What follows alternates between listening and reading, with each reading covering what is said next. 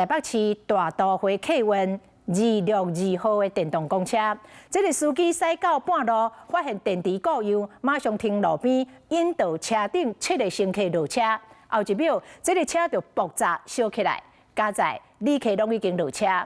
这个电动公车为什么会常常爆炸导火呢？专家讲，真有可能是电池烧到温度上悬。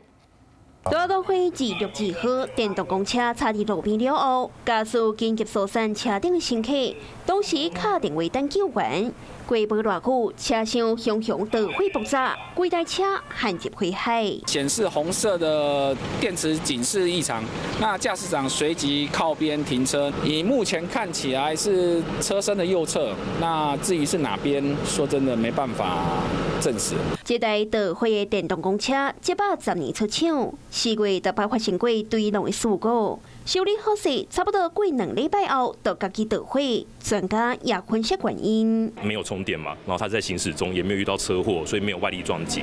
那排除这些以上原因的话，那最有可能就是电池里面的零件短路，造成它的温度过高，然后造成起火。这台电动公车的电池量就是4台特斯拉，所以烧较久。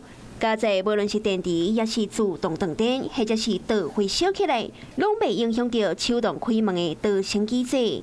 目前台北市市区拢总有858台电动公车，台北市公运处也针对其中共车型的717台车进行总体检。大都会共批20台车已经停止出勤，其他3间伫今仔日早起也完成充电系统的检查。大南汽车有2台信号故障已经停牌。电控系统，当它可能侦测到电池过热或电池有短路有异常的话，它应该要自动进行把大电池给断电。电控系统它其实就是一套软体，然后去管理电池的充电放电，基本上它是不需要更新的。那有可能是这个电控系统它本身就有一些 bug 或者是一些软体异常。自今仔日开始，停牌的20台262号公车改由柴油公车代替。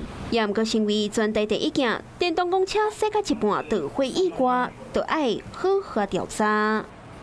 Hello， 我是张新文。想要抢先掌握最及时的新闻资讯吗？赶快订阅、按赞、开启小铃铛，锁定华视新闻 YouTube 频道。